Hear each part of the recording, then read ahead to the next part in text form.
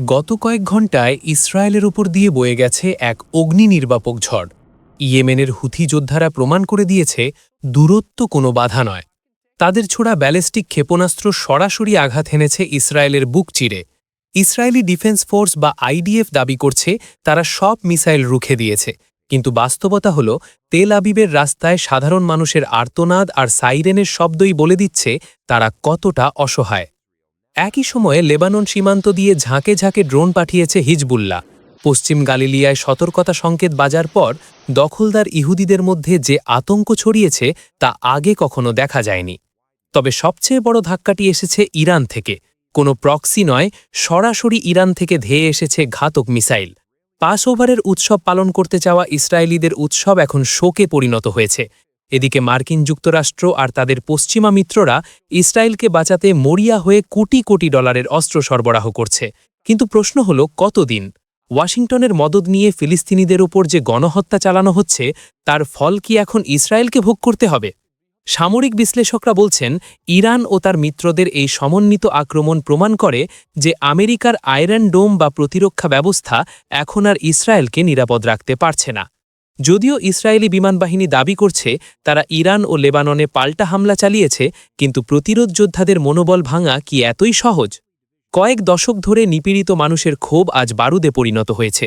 তথাকথিত শান্তির নামে ইসরায়েল যে আগ্রাসন চালিয়েছে তার মোক্ষম জবাব দিচ্ছে রেজিস্ট্যান্স ফোর্সেস। হিজবুল্লাহ যোদ্ধারা ইসরায়েলের উত্তরের শহরগুলোতে একযোগে ৫০টিরও বেশি রকেট হামলা চালিয়েছে। এর ফলে লাখ লাখ ইসরায়েলি এখন তাদের বিলাসবহুল ঘরবাড়ি ছেড়ে মাটির নিচের বাংকারে আশ্রয় নিতে বাধ্য হয়েছে। বিশেষ করে কিরাত শহরে সরাসরি রকেট আঘাত হানার খবর পাওয়া গেছে। যদিও ইসরায়েলি মিডিয়া বলছে মাত্র ২ জন আহত হয়েছে, কিন্তু বাস্তব চিত্র হয়তো আরও অনেক বেশি ভয়াবহ। হাইফার উপকণ্ঠে ৫টি রকেট ঠেকানোর নাটক সাজালেও হিজবুল্লার এই হামলায় ইসরায়েলের তথাকথিত নিরাপদ বেষ্টনীর কঙ্কাল বের হয়ে পড়েছে। অন্যদিকে পরাজয় ঢাকতে ইসরায়েলি প্রতিরক্ষা বাহিনী বা আইডিএফ এখন দক্ষিণ লেবাননে নির্বিচারে হামলা চালাচ্ছে। বিমান বাহিনী থেকে শুরু করে নৌবাহিনী সবাই মিলে লেবাননের নিরীহ মানুষের উপর ঝাঁপিয়ে পড়েছে। তারা দাবি করছে হিজবুল্লার কমান্ড সেন্টার আর অস্ত্রাগার ধ্বংস করেছে।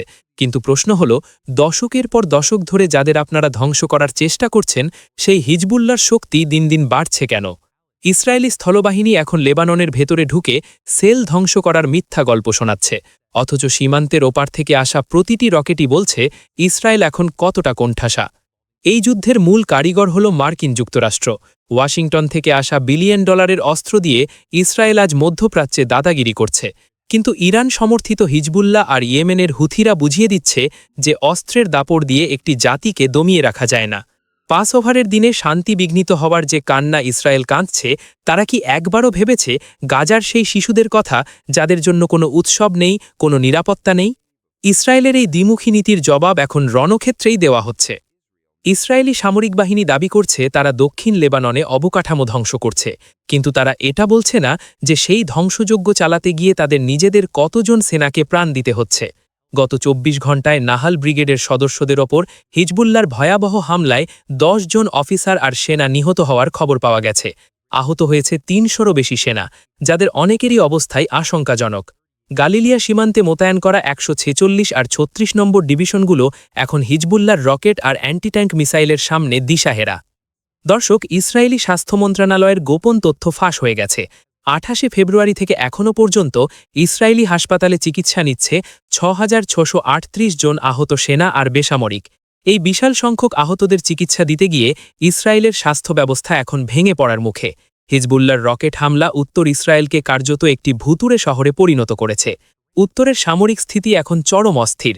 মার্কিন মদতপুষ্ট আধুনিক অস্ত্র দিয়েও হিজবুল্লার গেরিলা হামলা ঠেকাতে পারছে না তথাকথিত বিশ্বের শক্তিশালী এই সেনাবাহিনী। ইসরায়েল দাবি করছে তারা হিজবুল্লার রকেট লঞ্চার ধ্বংস করছে, কিন্তু বাস্তবতা হল রকেট হামলার তীব্রতা কমেনি, বরং বেড়েছে। হিজবুল্লাহ কৌশলে ইসরায়েলি বাহিনীকে লেবাননের ভেতরে টেনে আনছে এবং সেখানে তাদের অ্যাম্বুশ বা চোরাগোপ্তা হামলায় পিষ্ট করছে। ইসরায়েলি সেনারা এখন নিজ দেশেও নিরাপদ নয়, আবার লেবাননের সীমান্তেও নয়। মার্কিন প্রশাসন ইসরায়েলকে বাঁচাতে যে বিলিয়ন ডলারের মরণাস্ত্র পাঠাচ্ছে তা কি এই পতন ঠেকাতে পারবে, নাকি ভিয়েতনামের মতো মধ্যপ্রাচ্যেও আমেরিকার পরাজয় সময়ের ব্যাপার মাত্র?